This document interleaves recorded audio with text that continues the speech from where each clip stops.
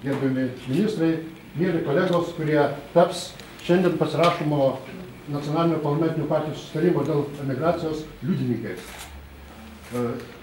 Šis susitarimas iš tikrųjų tai yra atsižvelgia į mūsų vyriausybės 2014 metų sausio 22 dienos vyriausybės patvirtintos Lietuvos migracijos politikos gaires ir Europos komisijos ir Europos Sąjungos direktyvos migracijos srityje. Mes šiandien pareiškime, kad mūsų valstybės prioritetas yra emigracija ir migracija.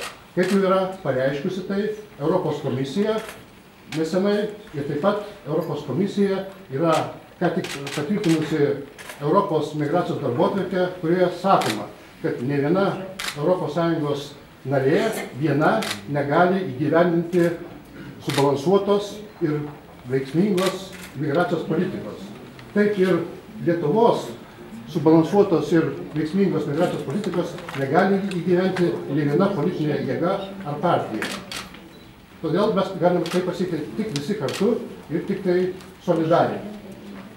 Kviečiu mūsų partijų lyderius pradėti šį tikrai reikšmingą darbą savo garbingais parašais. Prašom.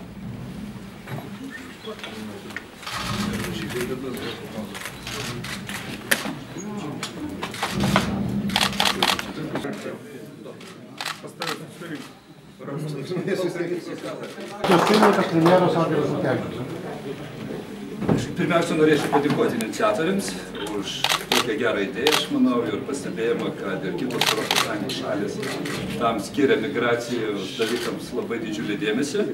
Ir kaip žinot, vyriausybė jau kai kurias priemonės yra pradėjusi įgyvendinti, renkuosi Lietuvą, jau portalas yra visas sukurtas ir yra jau prieinamas kiekvienam mūsų tautiečiui, kuris gyvena už Lietuvos ribų.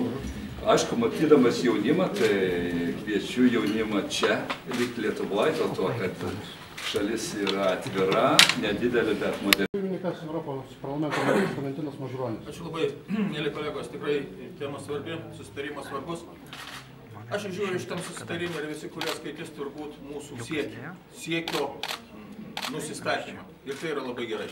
Linkiu mums visiems, kad tas siekio nusistatymas įgautų realių žingsnių, ką premjeras sako, realių programų, realių, sakykime, veiksmų tasą ir tada mes pasieksim. Bet kol neįsivardini tikslo arba siekio, nebejotinai sunkiau daryti visus kitus dalykus.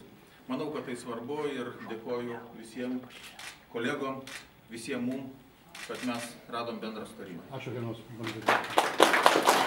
Paskutinę Seimo pavasario dieną ir paskutinę birželio dieną mes iškėlėm gražų pabaigtuvių vainiką, kuris, suprantama, yra tik didelio darbo pradžia. Ačiū visiems.